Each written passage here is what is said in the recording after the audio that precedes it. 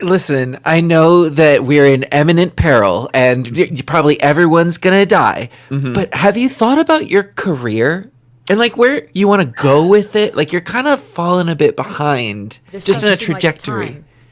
Yeah, I just don't feel like I can look forward to the next 5 to 10 years when I don't know if we're going to be around as a civilization. Hold on, we're getting shot at by we're getting assimilated. Okay, but where do you see yourself in 20 seconds? Actually, Jake, I was wondering that because I was hoping that I could, do the intros and outros of the podcast and you know what? Next week. She's already doing it and doing it better. Wow. Okay. I mean, I just don't think I'm ready to leave yet. I don't know why I'm staying here. Man, this is a real crisis I have to think about now. Can we have like 3 hours? Sorry. We've got about a minute before all life ceases to exist. Yeah. I'm just going to put my feet up and think more. Cool. My career. Take your time. What a confoundingly good episode. It was really good. It's like a different show started and took the elements and cast of a previous show. Yes. There's such a like huge like dramatic plot line, but then we're talking about something that's very important, which is like a career choice, which also is a main plot line of the show. Yeah. It's an interesting thing that they've still made interesting, right? That's right. It's the best of both worlds, part 1. People still squabbled when the Titanic sank. That's true.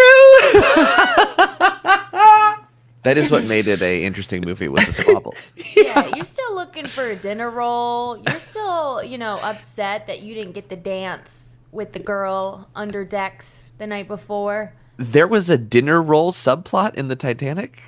Okay, not in the movie, but on the ship. Somewhere. Statistically, someone was upset. There had to be. Always fighting for dinner rolls. And it's just rolling down the ship because it's at a slant, as they say. What a conundrum. Just sit at the bottom with your mouth open. Yeah, there it is. That's right. As Xander said, it's the best of both worlds. With the Borg capture Captain Picard and turn him into one of their own.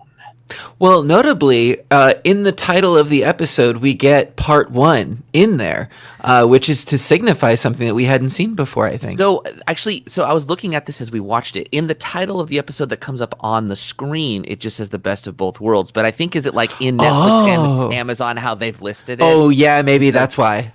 Yeah, so it is like a spoiler, I guess. But you also know, we know there's 3 more seasons. Like, we know things are going to happen. It's not the end of these worlds. Right. It's not spoilers at this point. Right. Yeah. We're past spoilers 20 years but ago. In 1990 or 1991, whenever this aired, holy moly, what a cliffhanger this was going to be for a lot of people. Did shows do this? Cliffhangers? I think so. Sure. Yeah. Between seasons? I mean, that's the best time to do them because you want the network to come back. To have fans knocking at their door about getting the next season, right? Well, we know this now. Well, right. Yeah, that's true. Or did they know it then? No, I think taking that into consideration, I mean, I'm fast forwarding to the end, but we have this meta knowledge as an audience. We've already seen Beverly Crusher replaced as like a cast member. And so at the end of this, the big question was, okay, there's this clear out for Picard. There's a clear promotional bump for Frakes as Riker. And then the introduction of this new actress. This could be a whole new Star Trek. And so there was a lot of potential there for this is just rebooting this cast. Mm-hmm. Wait, what is this new doctor you're talking about? What? Dr. Catherine Pulaski! This is erasure and I will not have it. Pulaski's coming back? Or are you talking about the end of last season? What I'm saying is, they've established that they can swap out characters if they want to. They can take cast members out and put new ones. Yeah. Stop. And they're not afraid to. Tasha Yar. Yeah, Tasha Yar, right. And so, like, Xander makes an excellent point of, like, this could be a logical exit for Picard's character where he becomes either an antagonist or leaves the show, and for Riker, who is a popular character, to step into the captain's chair. I think that's a really excellent point that everybody was probably, like, chomping at their nails about. Yeah, well, especially there is no show without Patrick Stewart. If Patrick Stewart was offered something better, though, like a major motion picture or whatever, like, why wouldn't he take that? Luckily, he stuck with it. Maybe. Or as a Borg. Of the captain's chair is too strong. Yeah. Yeah, exactly. Well, let's talk about this for a second, like about how this episode kind of came to be. Memory Alpha has a lot of really great anecdotes about the behind the scenes of this. I want to lead in with what the producer Michael Piller was saying about writing, which is, I don't know, this is insightful. So let's see. Michael Piller was unsure of how this episode's two-parter would end when he first sat down to write the episode. He began with the need for a season-ending cliffhanger. Naturally, the episode was designed to create anticipation for the return of the series the following season. While the Borg had proven popular after their introduction in the second season episode Q Who, the writers had struggled to bring them back, noting the problem of writing for a race with no personality. In fact, Michael Piller himself had tried throughout the Star Trek's third season to devise a new story about the Borg. While several of the writing staff suggested creating a Queen Bee to act as a spokesperson, Piller resisted these proposals. He commented, quote, "To me, there was something special and frightening about the Borg that their lack of a character brought. For a show that dwells and specializes in character to be challenged and possibly destroyed by the characterless villain seemed to me a special kind of threat. But when we started talking about the cliffhanger and the board, we really did talk about who was going to be the Queen Bee. It was Piller who came up with the notion of this meeting of this requirement by having Picard be assimilated. The writer recalled, it all just fell into place. I said, I've got it. Picard will be the Queen Bee." Wow. Amazing. Wow. And he's right. Like the scariness of them not having a spokesperson and lacking character makes them such a fierce antagonist. And I remember as a kid being so scared because I didn't understand them, and we couldn't understand them, and they could just choose not to be affected by phasers at some point. It's Yeah. like, what do you do against this antagonist? It's terrifying. And so how can you have a proper Queen Bee, right? You can't. Nothing can really quite match that. And then this answer folds, which is like someone we respect already and don't want to lose is the Queen Bee. That makes total sense. It's I love also really tied into the story, and they give it a justification that makes sense to me. Your civilization's hierarchical structure says you need an authority figure, and you are, the greatest starship captain, therefore we'll take you and you will speak for us because your people hear better from one voice. That makes sense. It's a surprisingly logical conclusion that I had not remembered, because I remember Locutus of Borg, and then I'm like, why is he singled out as an individual when the whole thing is that they're a collective? But this rationalization totally makes sense, especially because it's been noted that they've destroyed civilizations in the past, notably Guinans, and so they want to change their tactics based off of who they're going after.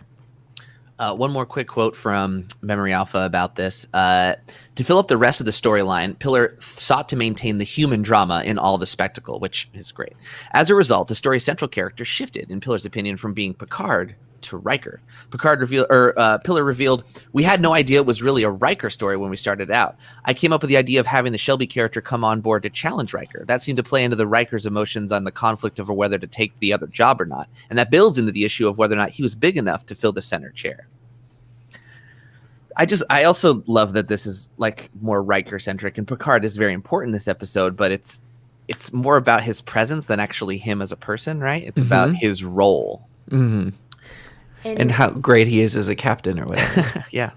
And Riker has these conversations with Troy about, why don't I want it? What's wrong with me? Am I just comfortable? And, hey, it's scary to be in the big boy chair. You can do the big decisions sometimes, but you never get away missions. And it's kind of his favorite part. That's true. He actually gets shut down on that. It's such a bummer for him, but he's like, hoisted by my own Picard. Yeah, hoisted by my own Picard. But that's the whole thing of like we saw exactly this struggle with younger season 1 Riker, who came in and was like, Picard, sit down. You're not going on away missions. It's me and my turn, and I am gonna screw everything. He was not horny on main at all, and Shelby is totally a character that he would get horny on main for. But see, Riker's changed. Yeah. Yeah. It's true. This Wow. also reflects Michael Pillar's position, I think, also as a writer, because he only signed on for a certain contract, and he was debating leaving the show. So he reflected a lot of that in the Riker character, which is an interesting parallel. Let's get into the plot of the episode in general, though. The Enterprise is called to a planet. Let's see. I got to learn these. I can't just call everybody John Doe. Jorit 4. And it looks like the surface of the planet has just been like obliterated from like life. Like there's nothing Like there. In fact, scooped out. Yeah, there's a crater. It was And a we all beautiful shot. Well, yeah, the matte painting is amazing, but Yeah. we all are Progress. familiar with them, an antagonist that scoops things out, right? And we surmise it's probably the Borg, and so we're introduced to Commander Shelby, or Lieutenant Commander Shelby. Lieutenant or Commander. I think she's a full commander. Yeah, Commander Shelby, and an admiral as well, Admiral Hansen, and they are. Bop. Thank you. Yeah. And Shelby's a noted specialist in forming the Starfleet's defense against the Borg, and so she's been brought in as a consultant. And so we immediately already have like this power struggle, well, slight, very polite power struggle at first between Shelby and Riker. And Hi, I'll be taking your job, please. Oh, Well, oh, sorry. even before that, like just coming in as like an expert, she was already pushing his buttons. Like she knew something that he didn't. yeah, and also he like kind of didn't really treat her with a huge amount of respect. He invites the admiral to the poker game, and he's like, Yeah. "No, but Shelby's pretty good." And he like, Riker's like, "Oh, well, of course, absolutely, you should come." It was a weird moment of like a power thing that it was weird. Yeah, I feel like it's good. It's actually setting her up to not just be an antagonist, but to just not be Reasonably respected first so. and earn it. Yeah, Yeah. and earn her respect, and by not only through the poker game, but also through interactions with the crew and such. Yeah. Yeah. a relic of early 20th century gender norms. Yeah. I mean, there are women at this poker table already. Troy's Right. there, but wow. Really shade thrown when he didn't invite her off the bat. Yeah, for sure. There's also the futility of her position. She seems so hopeful that they can increase their defenses and have, some sort of tactical advantage against the Borg, and so impossible. Yeah. Never gonna happen. It's weird watching this in like the hindsight view, because we know as the audience that the Borg is such a scary enemy, especially because like seasons later and Voyager and everything like that, it's like a huge deal. And so watching everybody just calmly deal with threats and things like that and walk around and like, oh, maybe if we try this, I'm like, could we put some hustle on it? Like, you guys are in a lot of danger. You should all kind of listen to Shelby. Like that time Worf's neck was broken and they casually walked Yeah. over the body in front of him. Yeah. What I was thinking about was they've met greater forces before. They've met gods. They've met things that indifferently play with them like toys and could destroy them in the blink of an eye. But they are able to be reasoned with because those things have an individual consciousness that is able to communicate with the individual consciousness of each person on the ship. Whereas with the Borg, they don't care. It's a ruthless destruction and an assimilation, of course, that makes them a totally different category of enemy. They're not just like sociopaths, right? Though, like they listen to what you say and they say that it's irrelevant. Right. Like, It doesn't matter. We understand your concerns about death. It does not matter. You do not understand. We will assimilate you. Like Just as- resistance is futile is such a great line to summarize their whole movement. It's just like, you can't stop us. Yeah. We're not going to argue with you about it. You're not going. We can't stop. Well, Just now wish that they were you've playing that all the time, blasting Yeah. the Borg ship, like it just becomes this terrifying anthem that you sing in the other direction when you hear the. They're just shooting out in the subwoofers distance, all over. yeah. No, but now that you laid it out like that too, Becca, it does very much reflect this Riker storyline of being comfortable, because we've always been able to deal with every problem that's come across the Enterprise and if it comes down to weapons, we've got the most powerful weapons that anybody else does. You know what I mean? Like, it's always been a solvable issue, and it's the same thing of Riker being comfortable in this position, not taking the risks of moving forward. And even with these writers, I think, taking a huge risk on departing from the utopia that Star Trek Next Generation was pitched as. You know what I mean? Like, this is a very intense storyline. 11 people died in engineering.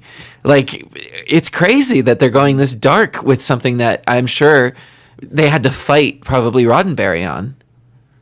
Yeah, I mean, as we said at the beginning, it feels like a different show in some regards, and you just really pinpointed why, because it's so combat heavy instead of diplomacy heavy.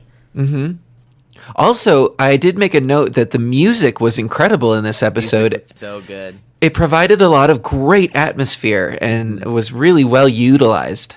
Yeah, the pacing of this episode was really great. When we first actually get to finally see the Borg in the middle of the episode, and we see the ship, and Picard asks to magnify it, the music kind of swells a little bit, and there's like this synth chorus, like a choral kind of feel that goes on. Yeah. I've never heard before, and is for vocals to be a part of the Borg sound. I was like, that's an interesting choice, but it really is haunting. It makes sense, though, as if they were using humanish voices all at once as an instrument, like a hive would. Yeah.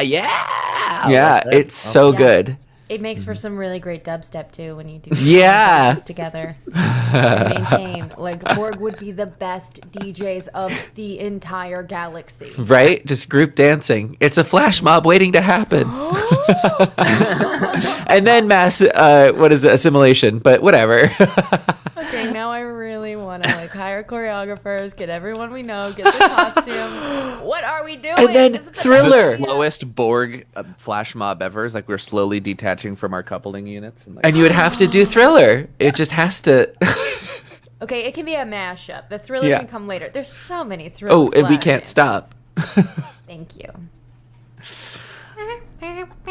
So anyway, so we learn that we aren't really intercepting the Borg. The Borg are intercepting us as they fly into Federation space, and they're heading right for the Enterprise. Oh, one thing before that, the reason why we know to go to them is another ship is just gone. Like, okay, yeah, there was a ship here. They said they saw a square ship, and now we're not getting any communication.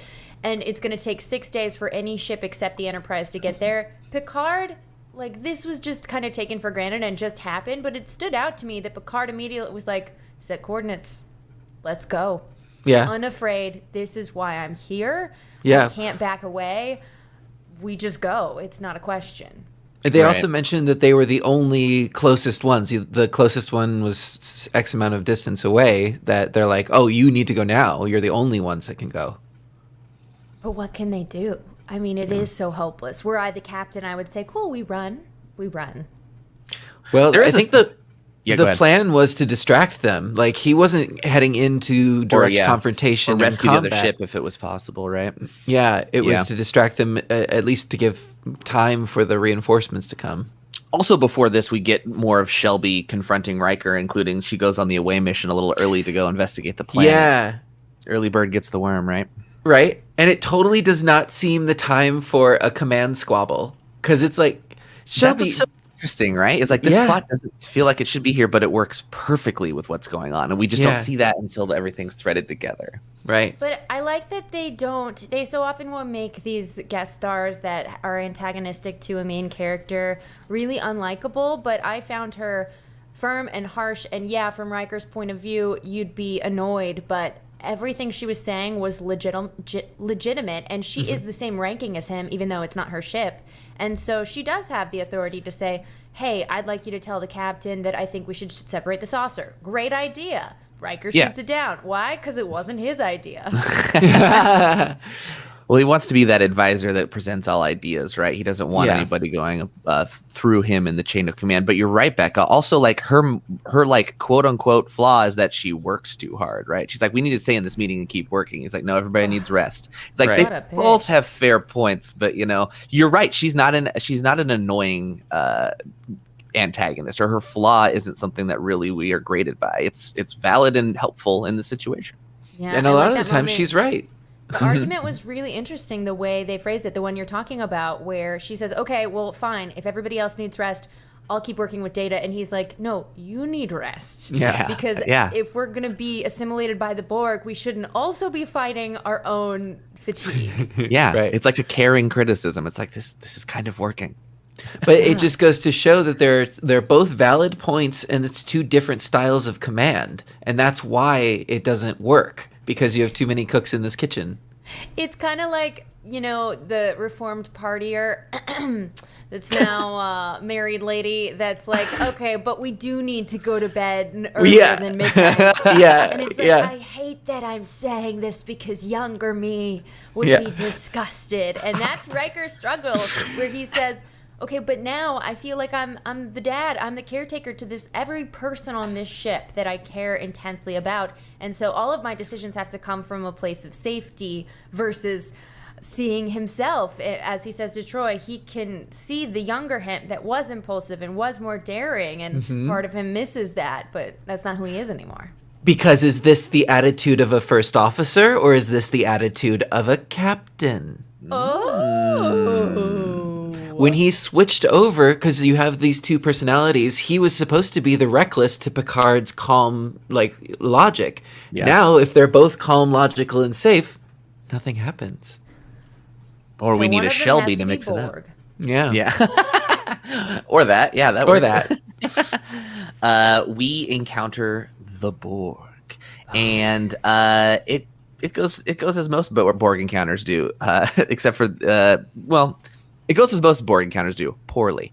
When they lock onto a tractor beam and hold us in place and pretty much pummel us while we punch back ineffectively. Yeah. Shelby comes up with a solution, though, which is switch up the frequency so fast they can't find it.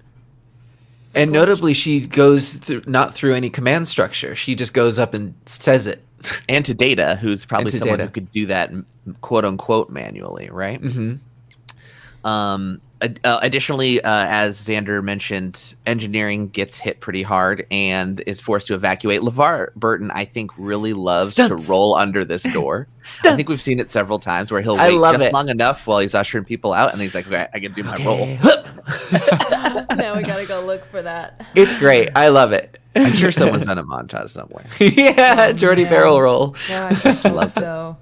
That's everything. And then they run away into a nebulae field. Right. It is this beautiful purple and pink sunset of space where they can't be tracked exactly. They're just in this cloud. Yeah, nebulas have been used in Star Trek a few times to be like, all right, it's a fog. Interference. We can just sit here for a minute and think about stuff. It's very convenient and also provides them a second to recalibrate. Go to the bar. Then go to the bar. Oh man, what an interesting scene. So yeah, let's. I loved it. Guinan. Anytime that she's just in the episode, my note is just all caps. Guinan. It's so good. Even just like her just sitting in the shadows waiting for him is just a great choice. Yep. And then any Patrick Stewart, Whoopi Goldberg scene is just gold, no matter what they say. Goldberg. Yeah. Well, he's telling her that he's touring the ship, right? And that's like a tradition. And she notes that, well, that's a tradition for, what was it, a hopeless scenario or something like that? Yeah. And he admits that he's scared. And she has this weird assurance for him, which is a really dark assurance that I'm surprised he didn't push back on. He's like, she says something about how as long as there's some humans, humanity will continue. Right. And it just makes it seem like everyone you know and you may die, everyone that they know and their entire families may die. But if one human lives on in the universe, that's hope, buddy. Yeah, not a great, super uplifting message. No, but not I a good pep talk. I guess what she's trying to do. She needs this to be good news because she is one of the last of her kind. Mm-hmm. Yeah, El-Orion. Mm-hmm. And again, we get an allusion to she's mentioned that her civilization was destroyed by the Borg too, right? Yep, and in this episode too. Mm-hmm, right. I just couldn't remember if that had been established before. Oh. Mm-hmm. When we first meet the Borg, when we were in the future, no, we were the other quadrant. Jumped. Yeah, this was Q. Q jumped them far, far, far away. Yeah, and that's when she told us, "I've seen the Borg. They destroyed my entire civilization, and we are super powerful, like way more powerful than humans. Oh, we gotta run." Yeah, right. And so something starts rocking the ship, and it turns out the Borg are like carpet bombing the nebula, trying to find the Enterprise, and the Enterprise is getting hit occasionally, so they have to leave. There was a great timed moment here where they're just sort of sitting in silence, staring at the nebula, and then the whole thing rocks, and it's just the right amount of time before you hear boop boop. Captain, we need you, and you just see Picard like shift to like, here we go. Yeah. Yeah. Calm before the storm. Yeah, literally. Ryan. This episode moves so quickly, but like I didn't feel it was rushed at all. That it's a remarkable pacing they did with this. Really, You're right. and we've had the A plot, B plot thing in the past, but this was so seamlessly intertwined that it really worked. Right. It's not like now a scene from this plot line, now a scene from this. They're all interconnected and they're all playing off each other, and it's preparing for war. I mean, there's nothing more intense. Every scene, even if it's the B plot, has this lace of impending doom, like this overlying thing that makes all the acting better. Yeah. Well, also there are a lot of really cool Dutch angles that they're doing with the camera work too, especially once we get into this like sort of combat-y scene. They really switch up where they're coming from to be able to see Worf, Picard, and Riker in one shot. If I can recall from my cinema class in high school, the definition of a Dutch angle is not at an perpendicular 90-degree orientation to the floor. Right. It's at a diagonal. People don't always know. I just Oh, right. I thought that did you maybe I got remember the that? term wrong. Did you remember that from high school, or did you just read that? That looked like a Yes. memory. That was a memory. That was a memory. Well, we actually see the Borg now for the first time in this episode, which is really interesting. It's like we're like 3/4 of the way through, and now this thing we've been fearing the whole time is finally here. And Is that the three, Borg coming? yeah, right. And 3 Borg transport onto the bridge, and things don't go well. Phasers are fired. We do some leaping and some punching. They of Getting course thrown. adapt to frequencies. We do some getting thrown, and Picard gets jumped by a rogue and stunned and transported away. Notably, 2 of them got transported away, and then one of them just disappeared. Faded. Like Yeah. his corpse. Yeah. Like it was a video game, and they didn't want to handle the rest of the ragdolls, so they just let it go away. I think the implication was they just dissolved like the useless drone. I feel like they just maybe forgot to transport that one in the special effects or something. I don't know. maybe- That was a maybe. weird choice. No, I don't Yeah. know. That's a lame reason. But they don't leave their dead. That's a notable thing about them, and so I guess they didn't. Well, 'cause of course, if it was them, they would dissect it and use it for parts, so they can't leave it for another organization to do. Yeah. Even though I've seen this episode and knew this was coming, like when Riker and Worf pull themselves up and are like, we need to pursue the ship because the Borg is fleeing now. Like I was still like, this is tense. This is strange. Right? Like there was a definite temperature change when Picard is not there and abducted, notably. And Picard's been abducted like 5 times in this series, Right. but this was different. Yeah. And I loved that tension. And we already know that. Well, then we actually see Picard on the Borg ship during this pursuit, don't we?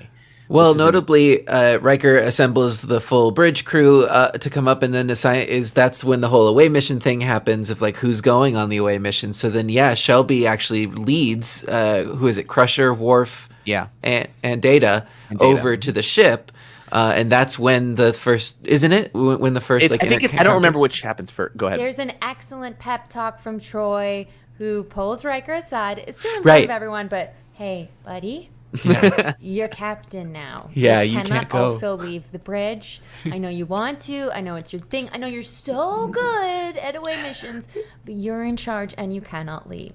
Yeah. It was a good Mostly talk. she was like, do not leave that woman in charge of the ship. I feel like Deanna wanted to be like, computer, playback Riker montage 001. And it's just a bunch of clips of him telling Picard no. Yeah. Well, because then if Shelby, something happens to her, it's Troy. She's like the next Right. in line to take Is over. she? So, no, wait. She hasn't earned Is it- up It's next. gonna be Crusher. Is it Crusher or Data? Well, she's on the away mission. They're both on the away mission. Yeah, there was a lot of very crucial people that Yeah. in command that were brought down, but they're All also gone. It'd be Data Yeah. before next in Yeah, but command. he's gone on the away mission. Yeah. I'm just saying to establish. yeah. But That's in the this way it goes in this scenario, it comes down to the chain, and if they're all on the away mission, eventually Well, the it's away just mission- Wesley by himself. The away mission does happen after after this Picard scene, because we know what happens to Picard. So Picard is faced with the Borg, and the Borg, I guess, explained to him what they're doing, or he I asked see. them, Yeah. and he says to them that this isn't a part of my culture. You won't get me to do this, and it says this is irrelevant. It doesn't matter. You will be assimilated. You can't resist us, as they always do. And of course, he has no choice in this, and we don't see him after that. Yeah. Until the away mission, until the away team comes on board the Borg cube and finds his communicator and his uniform. He's naked in a bureau, which, nothing else was stored there. Really not great space usage by the Borg. But Everyone, look for a naked Picard. that's what I was going to say. Keep your eyes peeled. Commander, Picard's naked somewhere around. Yeah. But and then Shelby comes in handy too and finds those nodes or whatever for the communication. Someone was looking at them, was just staring at them. I want to say it was Crusher, and then Data looked at them, and then Worf looked at them, and I was just like, "What? Okay, this better be really cool." And it's just like a laser triangle. quest kind of triangle light on the. I was underwhelmed by that prop, but there are power nodes that need to be destructed to disrupt the warp speed so that the Enterprise can keep up. yeah, so they had made a big deal about this in the Technobabble early on about them having decentralized power, right? But if they cut off the connections between this power, that even like if a mosquito, like a mosquito bite. Yeah, interesting metaphor, Doctor. I agree. Yeah. So they do it. They fire. She only had 3 lines in this episode. Let her have it. She's barely in this, and actually, I believe Gates McFadden asked to be included the away team cast because she never got to fire a phaser. And she still did a chance to do that. No, she did. Okay. She hits one of the Borg. She asked Miller specifically. Oh. Yeah. I never get to fire phasers. Please, just send me. It feels like I should be there. It does. Sure. And it was right. It was good. There's a lot of phaser firing. There are 15 shots of different Borg being fired at and falling down before they finally adapt. And they make a point. They're like, this will work maybe once or maybe twice. And they're like, 5, 6, 7. Okay, they're getting it. I feel like at the season. Oh, go ahead. They all had different phaser frequencies, which is a very important point. It was one of Shelby's big, I've been studying the Borg, and they will intercept our frequency and adapt to it. But if we all have different frequencies, then they'll have to adapt to them one at a time. So we'll get a few more hits in. Yeah. It's useful. Good thing they had that time. All right, we want to use everybody at least once in the finale, okay? So we need everybody dressed up as a Borg, and everybody's going to take a fall. Sorry, Xander, what were you saying? I forget. It's Great. fine. They'd have to do with really good fluffy bangs. That's another For of Shelby's Shelby? strengths. Yeah. She was very Glenn Close looking to me. Yeah. That era of Glenn Close too. Or Young Glenn. Yeah. I feel like maybe Glenn Close. Well, I'm making that up. They're probably best friends. Probably. You know how friends start to look alike. Style their bangs together. I've heard that. Well, speaking of looking alike, we noticed that one Borg is notably familiar, and we see Picard's white face, and he turns, and we see he has been assimilated. Terrifying.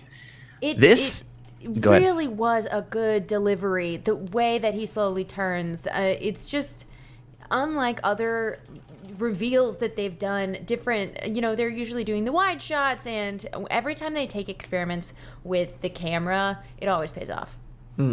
Very, very true. Totally agree. And this is the show to do it, right? They've established that not only can we be a medical drama or a mystery show or whatever, we can do horror too. Here's the monster, and it's your captain. Again, from Memory Alpha, the design of Locutus for this episode and the next was slightly more elaborate than the rest of the Borg suits used here. Michael Westmore recalled how an effective special effect was added to Locutus' helmet merely using a tiny, cheap laser. Quote, my son Michael, who did all the Borg electronics and the lights in the head, found this little laser that was only 1 inch long. We mounted it on Patrick Stewart as Locutus. There's that scene at the end of the first part of the Best of Both Worlds where Patrick turns his head and looks directly into the camera with the laser. We had no idea what was going to happen, but the phone rang. Rick Berman, who's one of the executive producers, saw it and said, oh my God, what a great effect. Now, that's an effect that could cost thousands of dollars if you wanted to, but this is what you do. It was done with just a cheap little laser. That also could have caused like thousands of dollars worth of damage to a camera or anyone's eyeball. I think once it hits a lens, it's diluted. But like, I am so impressed by that because it's true. It's like some of the best stuff. Practical effects. It's practical effects, and it's good use of practical effects. And Becca and I have learned this doing very low budget set production this past year, and have made my wife Katie has made some amazing things on our set designs. And the same thing applies. I remember, and I think everybody remembers that shot. It's like a key shot. It's iconic. Yeah, and like it was from one of the movies because it's so good. That's the thing. It's so freaking good, and it cost them $1. And it's like, that's really what artistry is about. Is it's not always about the money; it's about the usage of what you have. That's why it is a common joke to say "fix it in post" because it is always thousands and thousands of times more expensive to try and do something with footage that's already been shot versus having something that looks cool on camera. Yeah, really hard to replicate unless you're Marvel Studios. Yeah. And even then, so expensive. Yeah. But we get a lot of this tension in the last few minutes of the episode where the away team is forced to beam back after they realize they can't rescue Picard, and things are not looking good. And so they get back onto the bridge, and Riker tells Geordi to fire up the deflector dish, which is something we haven't mentioned, is that they've theorized that they could probably generate enough power from their deflector dish if they channel everything from the engines and all systems of the ship to maybe direct enough power at the Borg ship to destroy it, potentially destroying themselves in the process. Yep. Yeah, so it would be like a suicidal hit. So that's the context we're going into when the phone rings and Picard's on the Locutus of Borg is on the other end, which is a name we are just now learning. Yeah, a name that's so very Shakespearean. It so is. Feels fitting for this character. I love that Picard is such a Shakespearean figure because Patrick Stewart is. Well, not only that, the Borg are pulling their knowledge of humans from this particular human, Jean-Luc Picard. So why wouldn't he have a Shakespearean name? Because that's how he references history. Ooh, good point. He also kind of has like a historical, like, looking Borg assimilation. Like the abs. Like that feels like a Greco-Roman kind of like armor or something like that. And it's very sparse up here, whereas everybody else is really clunky looking, right? Yeah. But he can be graceful while having his shoulders exposed and just that black shirt, I guess is all it is. Yeah, unitard. Yeah. Yeah. And the sparseness of his eyes, of like his headwear, like everybody looks like a modified scuba diver otherwise, right? And so he looked great. Probably this also reveal the turn was crucial, and whoever was directing asked for that simplicity so they could do the reveal. But it also, they had explained it away in context. If this is what the Borg are looking for, a representative to be like a spokesperson for them to humans, they wouldn't want them to look like horrible monsters. You know what I mean? Yeah. They would want it to look as human as possible. Yeah. Well, he doesn't sound as human as... go ahead, Becca. I have a question about the plan to blow up the Borg ship while blowing up themselves. Is this part of the engine that they needed the whole saucer for and they couldn't separate into their little battleship because they need the whole thing for maximum power? There was a technobabble line that Riker says about needing the saucer's impulse engine power in case they need to get out. I don't know. But yes, that is right. Yeah. Right. So that and also could be...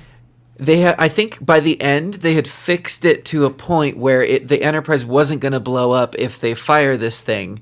They said they got a distance away or something like that, so they weren't in a lot of danger. But the danger comes from the away team or the captain is on the other ship. Right. Actually, they would blow up a large section of the ship. That's what it is. And ship. This is a good point because they really utilize the counselor's ability. Troy steps up and is like, we need to evacuate certain parts. I'm on it. This is what I do. And I'm like, oh, that's a great use of the counselor. Mm-hmm. A great calmly. Do not run. Yeah. Only some people will die. You're panicking. I can feel it. Do not panic. Well, they're about to panic because Captain Picard, as Locutus, comes up on the viewer and tells them that resistance is futile. And he speaks for them. The thing. Oh no! Uh-oh. End of episode. And we, to well, be continued? What? but that last shot, last shot, the music starts to swell. We get that kind of like pan, that dolly pan over to Riker, and he says, "Mr. Worf, fire," and it goes black real quick. Yep. That's the best delivery of a cliffhanger I'd seen in a long time. Very, very good. And like, imagine being in 1990 and be like, I have to wait like 9 months to figure out what's gonna happen next. Hey, sometimes we had to wait 2 years in between Game of Thrones seasons. Oh, but sure. They do this little dolly shot to come around and really close up on Riker and then really close up on Worf, which is I love when they utilize the close up as they're doing more and more because it is a more modern thing. Yeah. And Shelby's in the background of that dolly shot too, and she's like looking at him intensely too. It's a really well crafted moment. Yeah. This was such a great way to end the 3rd season. I was so happy. Ugh. And now we'll have to wait. Let's talk about our season. Yeah. First of all, thanks to everybody who's come along with us for these 3 seasons. It's such a wonderful thing to get to share it with you.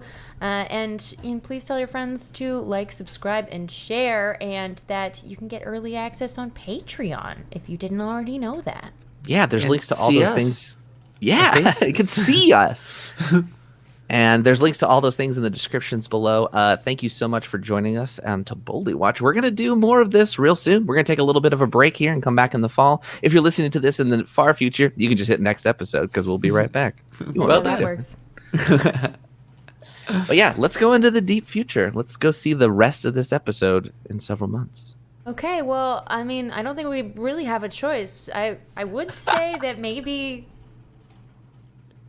resistance is fire. I thought you were with me. We're gonna get it. Fire. Never Fire. once. Fire. No. I knew it. You were both Borg this whole time. Never. Fire.